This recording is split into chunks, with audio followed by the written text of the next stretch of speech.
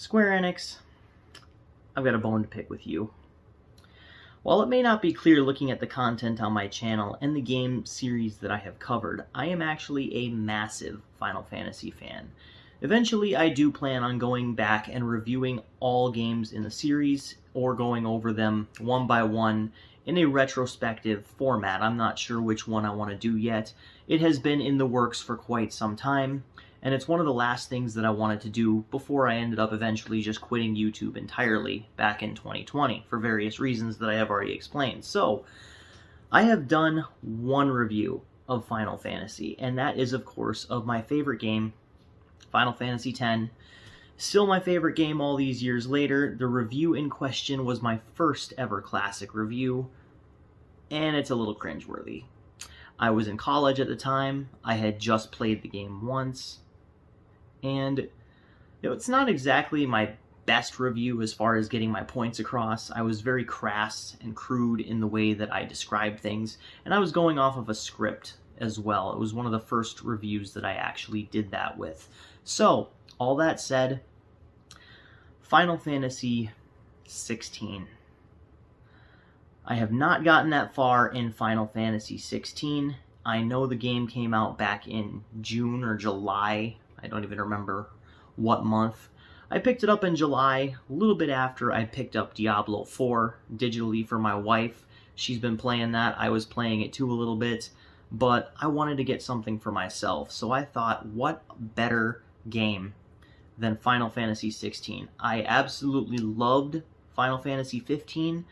Not necessarily my favorite game in the series, but I love the action/turn-based combat that was expanded upon in Final Fantasy VII Remake. I think that's definitely the best system that they have had since Condition Turn-based, and of course, good old classic ATB from 4 through 9, from Final Fantasy 4 through 9, that is. Now, all will be well and good with action-focused combat. I am fine with that. It didn't really work out so well in 12 and 13, with 12 being a little bit better than 13 and more improved. However, with 15 they seemed to get a little bit better, and they definitely nailed it in Final Fantasy VII Remake. So I was pretty excited to see how they would take this system to the next level, or maybe even revamp it and replace it with something even better with Final Fantasy XVI. A numbered title and an actual single-player Final Fantasy, as opposed to an online expansion to, say, 14. So how did they do? Well, well. The title of this video is Why I Stopped Playing Final Fantasy XVI. Or maybe I'll title it Why I Am Finding It Hard to Return to Final Fantasy XVI. I have not beaten the main story. I've gotten a little ways into it, I would say maybe 4 or 5 hours, and I'm not impressed with what I'm playing so far. And every time I think about going back to the game, I just mentally do this sigh, like, ugh, do I really have to? It feels like a chore mentally to go back to, and there's so much wrong with that. I love Final Fantasy, I love the series. Pretty much every single entry that I played, bar 13, I should say, I've absolutely adored. So, what's the problem with 16? Why is it so different? Well, watch the rest of this video to find out. So, to get down to it, Final Fantasy XVI's problems are more than just the outside coding. It's more than just its linearity, and it's more than just visiting locations once. It's a lot deeper than that, and it goes into the gameplay mechanics themselves, as well as the bare bones story with not so much lore to it. So basically, the developers said that they were going for a more Game of Thrones approach. It's the first Final Fantasy game to receive an M rating from the ESRB in America, and they drop a few F-bombs here and there, so I found it a little cringeworthy to play in front of my kids, which I try to teach them not to say those things. Usually I actually am able to play Final Fantasy around my kids. I've actually had my 8-year-old sit down and play Final Fantasy X to see what she thought, and she thought it was pretty good. So, not so with Final Fantasy XVI. Gotta wait till nighttime to play that. Now, it's going for a more brooding, more mature, and a darker tone, which it definitely nails. I will say that it does nail the tone and the atmosphere and the feeling of just an overall darker Final Fantasy. And they've done this before, and that's not the problem. The problem is the only character that really stands out to me is this game's Cid. And that's because he leads a rebel group with people known as bearers, which are the only people in this society that know how to do magic, yet they're enslaved by the people who don't know how to do magic. Now already this premise falls flat on its face, because why wouldn't the people who know how to do magic rise up against this tyranny and refuse to be slaves because they know how to do magic? They can fend for themselves. I mean, it just doesn't make any sense. So during the editing process of this video, I realized that I missed a very key point to my argument about bearers not being able to rise up against their masters in Final Fantasy XVI. So there is another game where magic is somewhat frowned upon, and non-magic users make a point to enslave a magic user. That is, of course, Final Fantasy VI. However, Terra, the one being enslaved, does not rise up against the Empire or the Imperial soldiers that are enslaving her because of a specific crown that she is wearing that doesn't really dampen her powers, but at least it gives a reason as to why she doesn't rise up against them. And that reason is mind control. Now, you can call it a trope, you can call it stereotypical, or you can call it lazy writing, ham-fisted, but at least they give a reason. Final Fantasy XVI does not. Their powers are completely intact, the bearers that is, and the people who are controlling them don't really seem to have any power over them other than telling them what to do and putting them to work. And that, I think, is where the problem lies. They don't really give any sort of motivation or reasoning behind why the bearers don't come together and rise up and form a rebellion. Instead, they have to hide out in the blighted areas where Cid and his band of merry men basically are trying to build up a resistance on their own. And it doesn't really make sense why someone or people with such keen abilities and magic don't just band together on their own and take care of the Empire, or in this case, the kingdom, who is enslaving them once and for all. So my main problem already right off the bat is with the narrative, but not only that, it's with how this narrative unfolds. Normally in Final Fantasy, there is some sort of expository character or some sort of trope that allows characters to go on about the lore of the world in a natural way. Basically, you can discover the world through gameplay. That is not so with Final Fantasy XIII, where you had the data logs, you had the data logs, and they didn't really explain everything in gameplay. They just kind of expected you to read what the stuff was. They would talk about this stuff in the dialogue as though you already knew what they were talking about, and that is a major problem for people who don't want to sit there and read a bunch of text. And I mean paragraphs. Why am I talking about 13, you might be asking? Well, Final Fantasy XVI has this thing called active time logs, where it's basically the exact same thing as the data logs, except it's even worse because it only pops up during cutscenes, during story cutscenes. So you pause it, you go into active time log, and it'll give you a bunch of things that they haven't explained in-game, so even the game knows this. Even the game itself knows what it's not explaining to you, and it just has you read from there.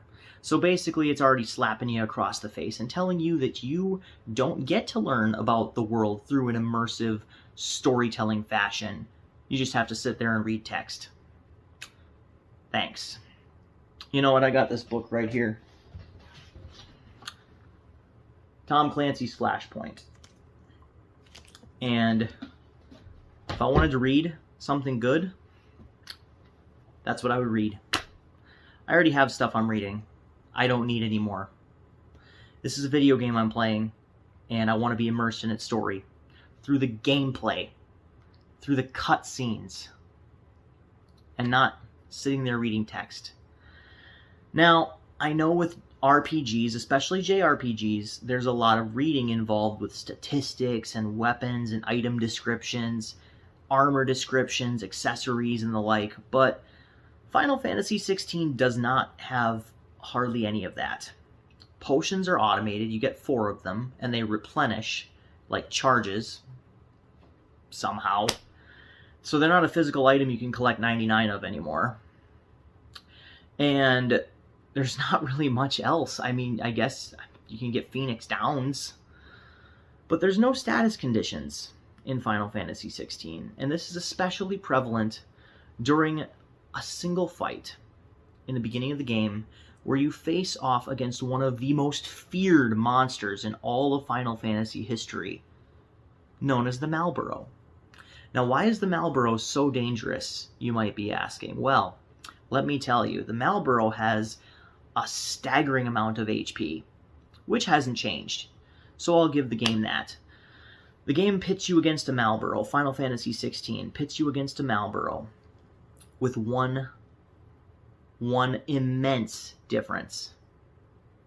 There's no status conditions, and that is huge for Final Fantasy XVI, because the only thing that makes the Malboro such a formidable opponent is its bad breath attack, which inflicts you with a number of status ailments that not only debilitates your party, but takes the control away from you as you watch your party tear itself to shreds.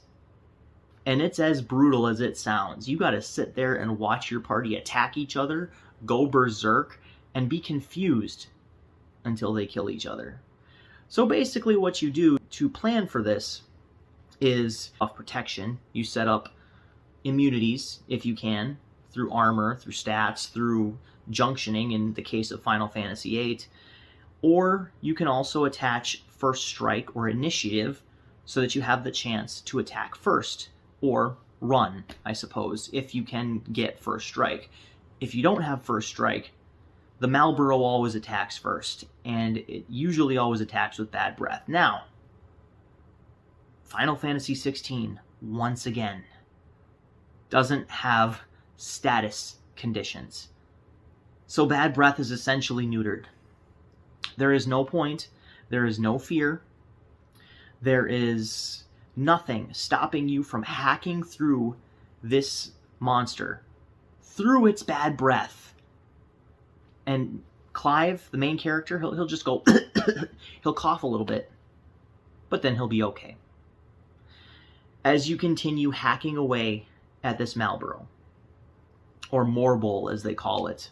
They changed the name for some reason of that one monster. I have no idea why. So Final Fantasy XVI already strike one. No status conditions. Now, it's a true action RPG in the likes of, say, a very linear, toned-down version of Skyrim, where you are free to go around, wherever in the battlefield and hack away at your opponent, and you dodge their attacks, and you basically just watch for cues. But unfortunately for Final Fantasy XVI, the battles basically are automated. You have your strong attack with square, or your regular attack with square, and your strong attacks, which are called icon moves, your super attacks essentially, that you unleash after the enemy is staggered. Now, your enemy, your monsters, your boss battles, and all that are basically invulnerable, impenetrable. You cannot kill them until you stagger them, because your attacks will do such minimal damage, it's just, there's no point unless you stagger them. So once you fill up that stagger gauge, then you unleash super attacks. And whenever they attack, a little prompt will show up. Hit L1, a quick time event, to dodge. You hit L1. You go back to mashing square. And sometimes triangle for other attacks. Staggered. Okay, you hit L2, or R2, excuse me. You hit R2 and square. R2 and triangle. You wait for the super attacks to recharge. There's a little gauge, little meter. Rinse, repeat. Congratulations, you played every single battle in Final Fantasy XVI up to maybe like the 5-hour mark, because that's really where I'm at right now. The other problem is the story already is not really engaging. Basically, there is this twist in the beginning where Clive and his brother Joshua are a part of this royal family, and Clive's mom basically is this evil witch, but with a B, and there are these things known as dominants, which are humans that have the ability to turn into this game's version of the summons, which are also called icons. So how it works is basically, like I said, the humans that can do magic are known as bearers. However, the humans who are dominants, or who can turn into icons, are just known as dominants, and I guess they're hailed as the planet's protectors. And if I'm getting any of these plot details wrong, just remember I'm going off of memory of a game that I was frustrated to the brink with, so please excuse me if I am remembering this wrong. So basically, Clive's brother Joshua is a dominant, and Clive was supposed to be a dominant. He was heir apparent to the throne. He was supposed to be a dominant, but when he was not a dominant, when he was not chosen, his mother deemed him unworthy and starts, in my opinion, overreacting to everything and casting him out and acting as though his life doesn't even matter. To the point where later on in the story, after Joshua is supposedly killed, she puts him into servitude, indentured servitude, as a bearer. Because, of course, Clive can do magic, but he was not a dominant. But we would later find out, through a very contrived scene, where Joshua is killed as a dominant, as a icon. He is in his phoenix form. He would be killed by Ifrit, another summon. Now, normally there is only one icon per element, so it was really weird to see Ifrit and the Phoenix together fighting. And of course, Joshua, as the Phoenix, was killed by Ifrit. And Clive supposedly witnessed this and woke up and saw his brother dead, because he passed out. Well, the problem with that is the cutscene shows Clive. Spoilers.